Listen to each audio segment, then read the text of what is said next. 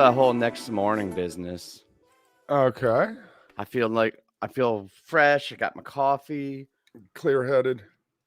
clear headed. Had a good time last night. Yeah. What'd you think about that show?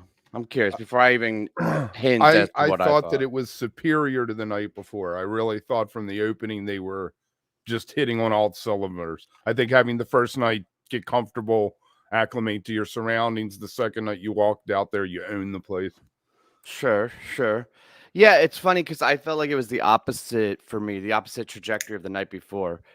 I think the night before I said that it started a little slow and then they locked in, and the second set was just all killer. I feel like last night, the first set was awesome, top notch, and then it kind of died down a bit for me.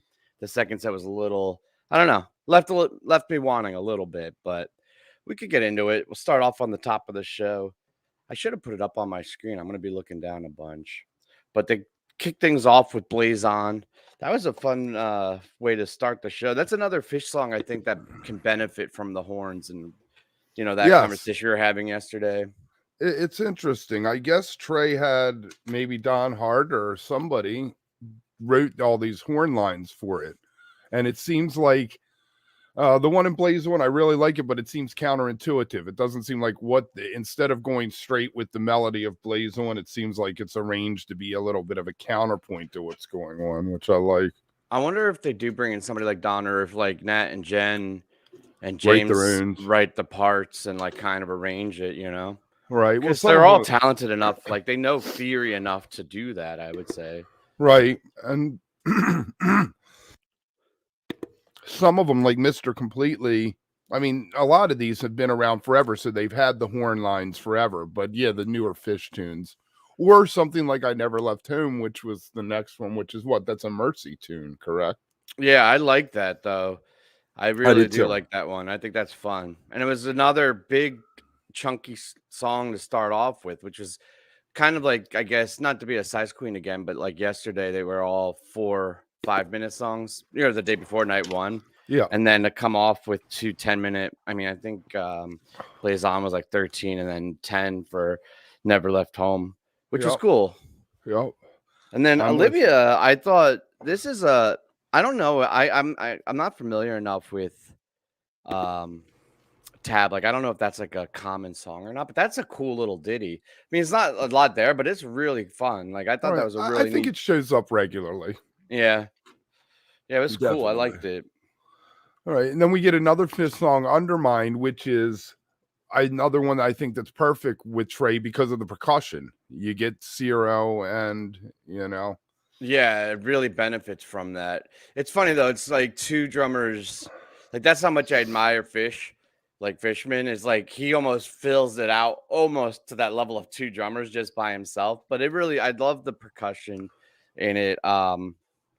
Yeah, it was great. it Really was. fun way. I found myself dancing. Like I was watching it like sitting on a couch. I wasn't like up dancing like I was at a show spun out, but like all of the songs and like the music with Tab, I feel like it has more of that what Fish used to be more for me, and I feel like they haven't done it as much where it's really dance music, right? Like with the grooves and the moving around, like it really gets you like tapping your foot and moving. I feel like maybe lately with like Fish Tour, it's become more just like exploratory, or maybe I'm just so much more familiar with all the songs that I like.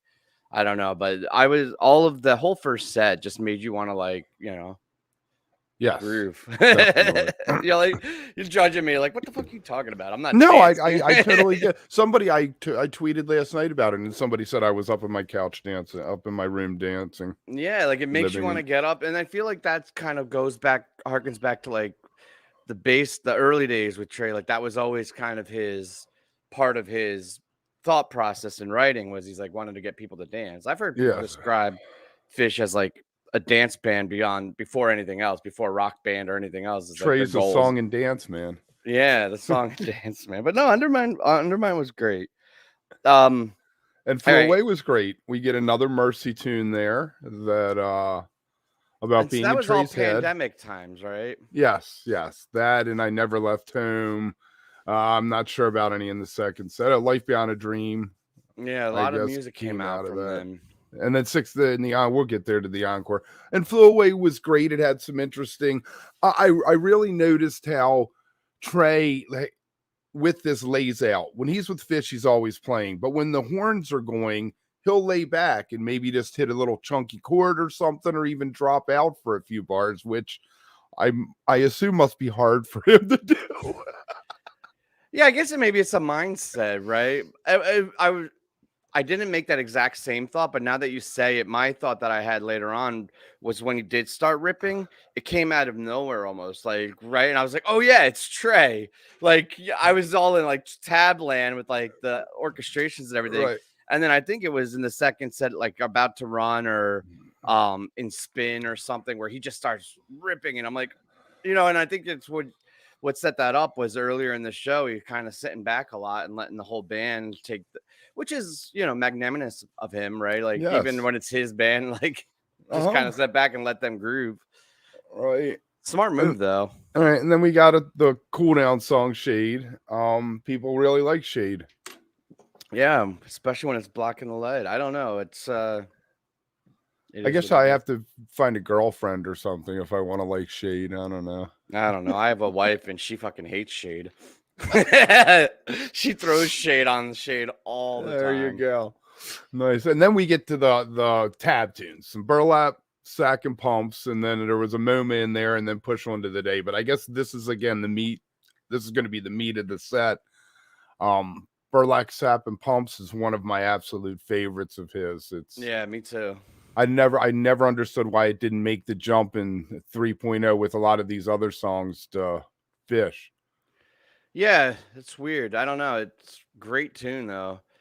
Um, it kind of was like my highlight for that first set, but then I guess MoMA came right after, right? Then the Yes. MoMA jam was fantastic, and then Push On is like if you're making a Tab documentary, not like a Fish, but like a Bittersweet Motel just for Tab. Tab, Push On to the Day would be like the big.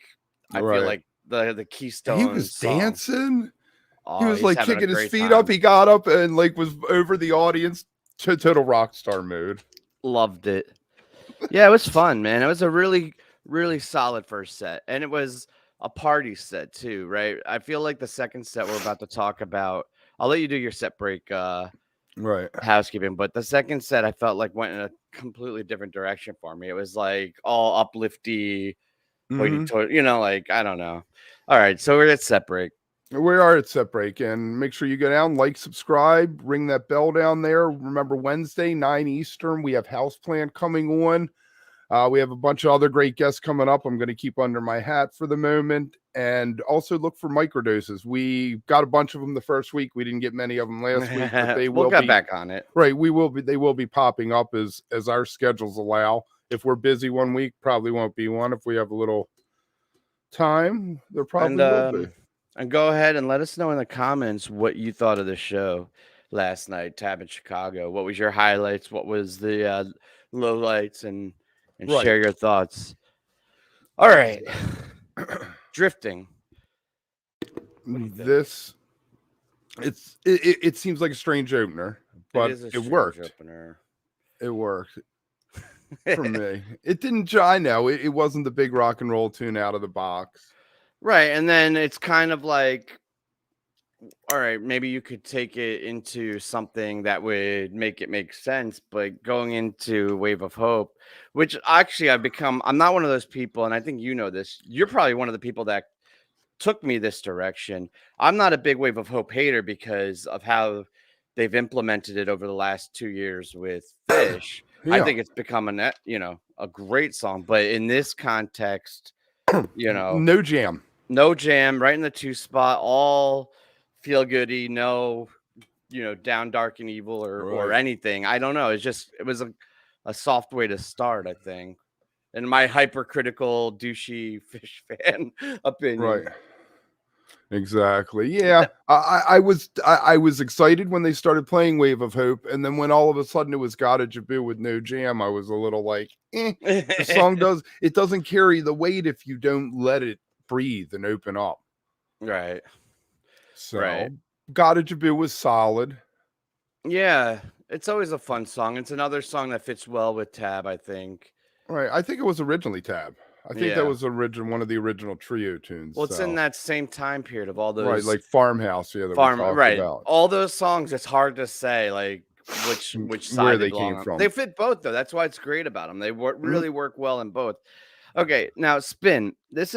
I had the biggest flip flop on this song. When it started, I was completely out of it. I was like really, tempted to get up and like go make food or leave. And then it just slows down and spaces out and gets dark and just goes to this place that they hadn't really gone to all night, right? Because you had all Right. the up fun dancing music, but this was a really kind of dark, cool jam.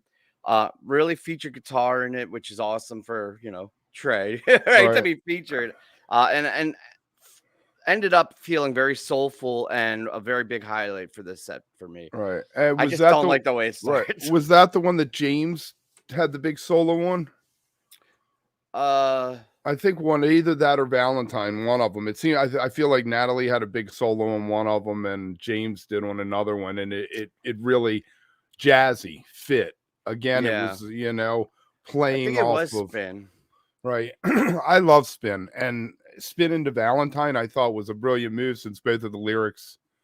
The one song's called Spin and Valentine talks about it being in a circle and walking a straight line or whatever it is, something like that. Yeah, you're our lyric expert. I am our lyric expert, but Valentine, fantastic. So that was a solid little spot in the middle, and then they got the No Man's, which is I'm not sure about that one with Trey with the horns, but Yeah, I'm not either. I would leave it. If we did a segment like take it or leave it, I think for this one I would leave it. yeah, we You dropped know. that one on the floor. Let Fish play that one. But About to Run, I mean Always that take. Always take. I don't care where, who, with like Ghost of the Forest, with Fish, with yeah, Tab. I will always take About to Run. yeah, it's a fun song. And it was a solid version.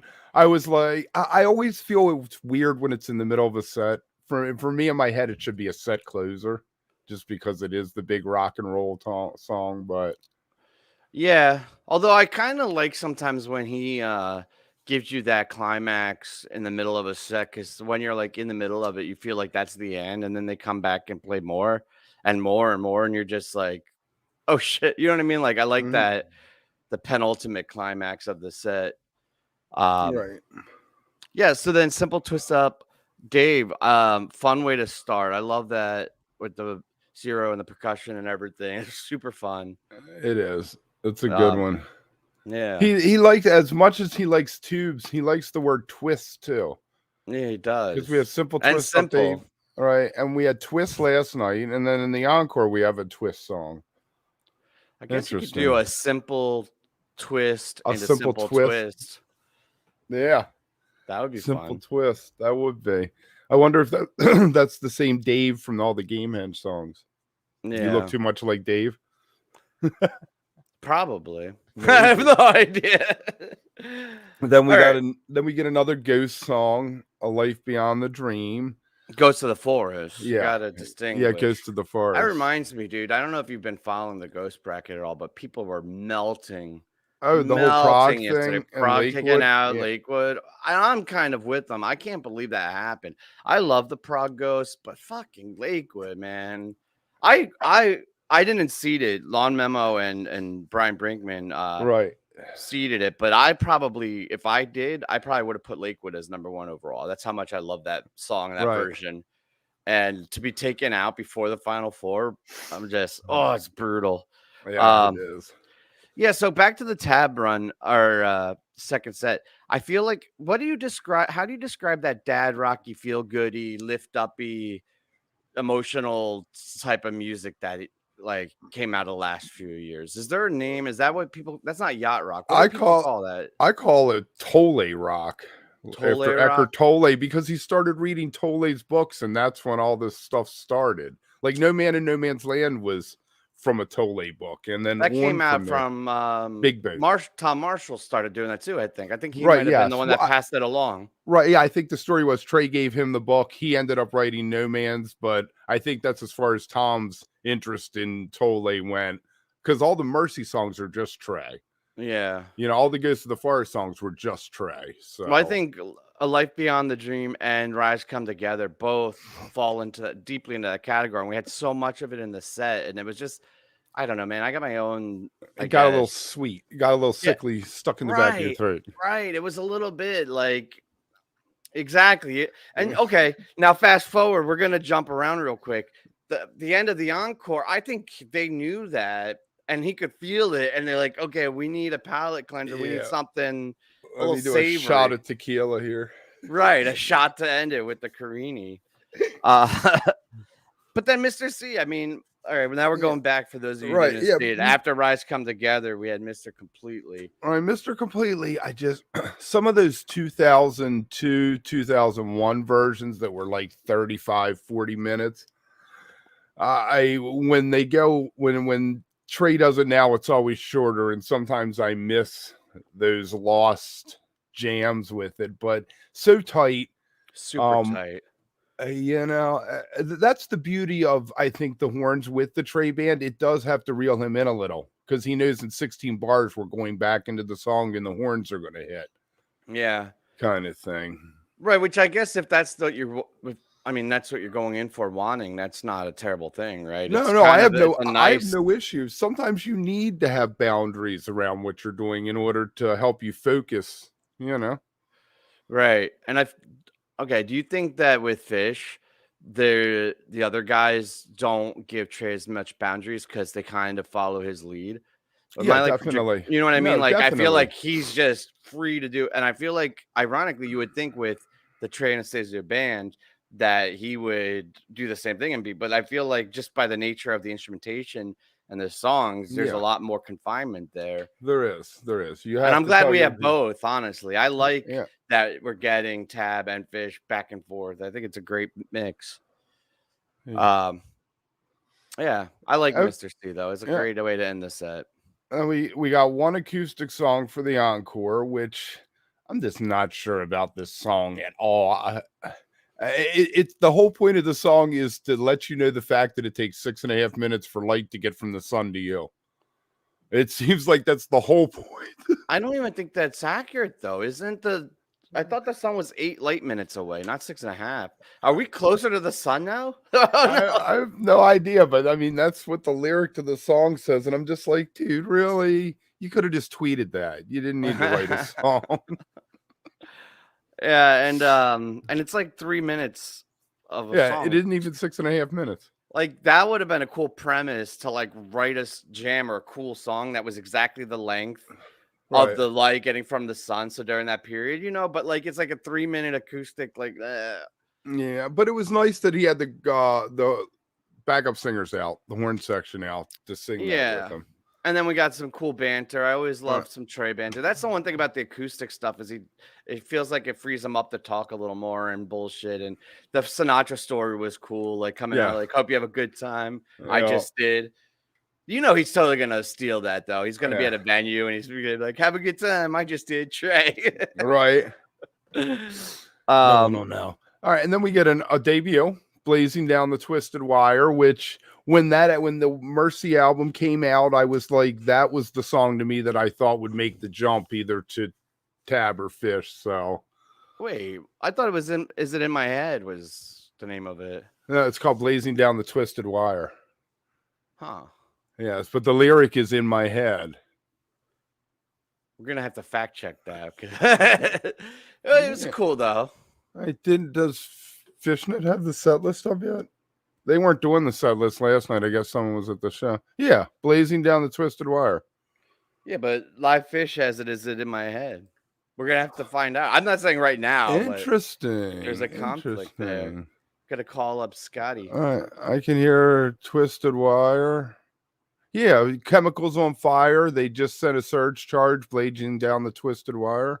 Someone's in my head right now. Chemicals on Fire. Yeah. It is. Yeah, that one. I crappy cool. Negative. And then it's the aforementioned Carini, which I think the arrangement's different. Doesn't Trey sing it a little differently? Like it's slowed down a bit? Yeah, a little bit, but I think he was singing everything different. Actually, that's a good point. His vocals were weird last night to me. I don't know what it was, if he was strained, if his voice was strained, or if he was trying things in like different keys, but like he was definitely reaching for some things, and I felt like a lot of strain in his voice the whole night. I don't know. I like that variation of Carini though. I think it was Yeah, a cool way to end the show. And definitely. starting with Ghost, ending with Carini is kind of like the perfect way to do a Halloween run. Definitely. That Definitely. said, I hope next year we're back to seeing Fish on Halloween. I love seeing Tab, but I want some Fish on Halloween. All Get a right. cover set. No covers. Trey doesn't do covers. It's always found that interesting. Well, he did Hey You in the Gorillaz tune, Yeah. Clint Eastwood or whatever, but not anymore. It seems like all that's gone. I wonder what that is. Maybe just because they don't play as often, so and he has such a large library of songs, Right. Yeah. right? The smaller tours. And you don't have to pay anyone if you don't do covers. And now they're going up to meet with Goose in a couple days, or I guess Oh, a right. week. To set Wonder up for. Yeah, I wonder what that's gonna be like. It's That'd going to be be interesting. interesting. I'm Yeah. excited for that. All right. Right. So Wednesday, look for us 9:00 and Eastern in the evening, and we're going to go from there. Cool. Always a lot of stuff coming up. Oh, and check that Ghost bracket. Final for today. Final Yeah. tomorrow. It's almost done. Thanks, guys.